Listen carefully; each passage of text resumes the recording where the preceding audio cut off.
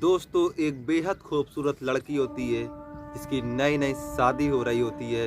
वह अपनी शादी को लेकर बड़े ही अच्छे अच्छे सपने सजो रही होती है कि मैं अपने पति के साथ ऐसे लेटूंगी, वैसे लेटूंगी, मैं अपने पति के साथ पहली रात ऐसे बिताऊंगी, वैसे बिताऊंगी। कि तभी शादी के 9 दिन पहले ही उसकी माँ ने अपने ही दामाद के साथ भागकर लगभग 5 दिन एक ही साथ एक ही रूम में संबंध बनाए। जैसे ही ये खबर बेटी को पता चलती है तो बेटी अपने माँ के साथ कुछ ऐसा कर डालती है जो बहुत ही बुरा होता है। चलिए घटना के माध्यम जानते हैं आखिर उसकी माँ के साथ अपनी बेटी ने क्या कर डाला है।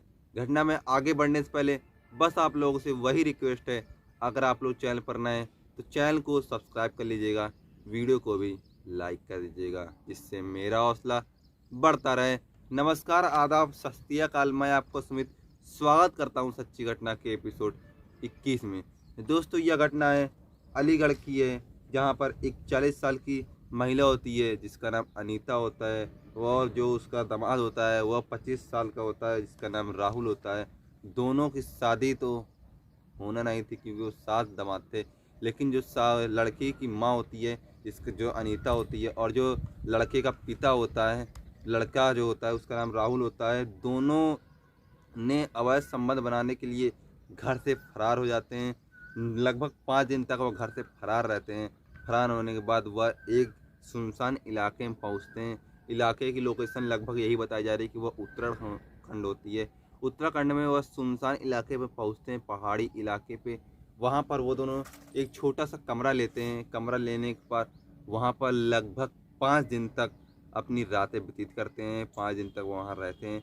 5 दिन में उन्होंने अपने साथ अवैध संबंध बनाने के लिए सुहाग रात भी मना ली थी दोनों ने एक दूसरे के साथ। और जब ये खबर वहीं के पास की पुलिस थाना इंचार्ज को पड़ती है तो उसने अपने उन्हीं दोनों की माता पिता को लाया जाता है। अब भाई उसकी तो माता रहती नहीं है लड़की की, लड़की स्वयं आती है और लड़के का पिता आता है। दोनों ने यह बताया कि ये दोनों की शादी हम लोग करवा रहे थे। दोनों, ये लड़की होती है और ये मेरा बेटा, दोनों की शादी हो रही थी। 9 दिन पहले ही उसकी माँ ने मेरे बेटे को पता नहीं क्या कर डाला, क्या उसके साथ किया जिससे मेरा बेटा उसके वश में हो गया, और वश में होते ही वह घर से फरार हो जाता है। फरार होने के बाद वो दोनों पता नहीं कहाँ पे हैं, अभी हद तक खबर हमको नहीं मिली है। दोनों की शादी होने के लिए 16 अप्रैल को इन दोनों की शादी तय होती है।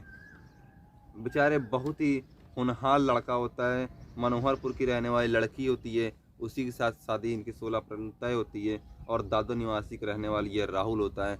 दोनों बेहद खूबसूरत होते हैं, दोनों बहुत ही अच्छे होते हैं। शादी के लिए वो लोग सपने में सजो रहे होते हैं, लेकिन उसकी माँ ने तभी बीच में अड़ंगा लगा कर उसको क्या कर डाला ये भी नहीं पता होता है। लेकिन जब उसके पिता ने बताया, लड़के के पिता ने बताया कि यह मेरे बेटे को डेली घर बुलाती थी, अपने घर बुलाने के बाद उसको तरह तरह की चीज़ें खिलाया करती थी, तरह तरह की चीज़ें बांधा भी करती थी। बताया जा रहा है कि उसने कमर में एक ताबीज़ बांधी है जो पीले कपड़े में बांधी गई, पीले कपड़े में कुछ लिखा गया है, फिर उसके बाद वह ताबीज़ को कमर में बांधी गई है।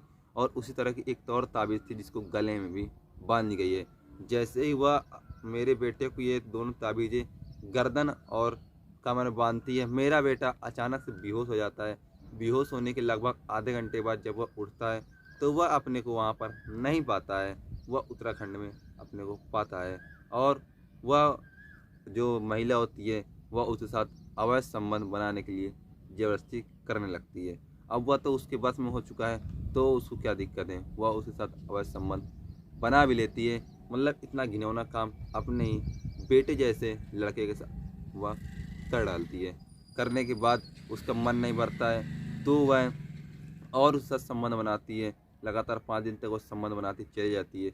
6वें दिन जब उसके पास एक कॉल आता है थाना इंचार्ज का, जहाँ पर वो रहती थी, दादो निवासी के युवक का, वहाँ पर जो उसके पिता होते हैं, जो दामाद के जो पिता होते हैं समधी जी, उसका कॉल आता है कि आप अब ज़्यादा दिन तक बच नहीं पाएंगे क्योंकि आपकी लोकेशन पुलिस वालों को हमने दे दी है। तो वह घबरा जाती है। घबराने के बाद वो तुरंत वहाँ से चेंज करती है, रूम वूम चेंज करने के बाद वह दूसरी जगह चली जाती है। वहाँ का लोकेशन अभी तक उन दोनों को नहीं मिल पाई है। जैसे ही यह खबर दोबारा पहुंचती है थाना इंचार्ज के पास तो वह इस जांच पड़ताल में लग जाते हैं।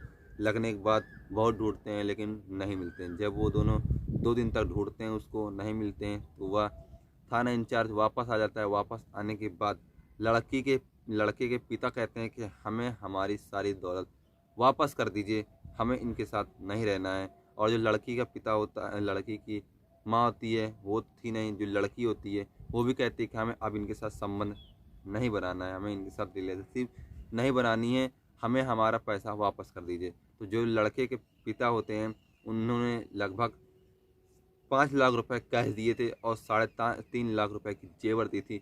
वह तुरंत ये चीज़ मांगने की डिमांड करते हैं कि हमारे इतने रुपए लौटा दीजिए, 8.5 लाख रुपए लौटा दीजिए।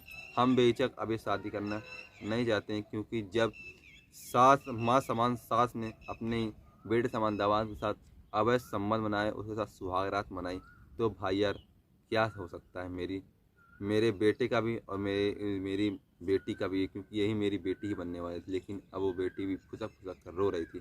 फिर क्या करे, अपनी माँ की इस घिनौनी हरकत से वो शर्मदार थी कि कहीं मैं कुएं में कूद कर मर न जाऊँ। दोस्तों यह देखिए, मतलब इस तरह की घटनाएं डेली सामने आती रहती हैं। ये तो भाई यार मेरठ वाले कांड से भी बहुत बड़ा कांड निकला, सास के साथ ही दामाद भी भाग गया। इस तरह की घटनाएं भाई डेली न्यूज़ पर और टीवी पर सुनने को मिलती रहती हैं। बाकी मैं आप लोगों को यह घटना सुनाने का कोई गलत उद्देश्य नहीं है, ना ही आपके दिल को ठेस पहुँचाना है।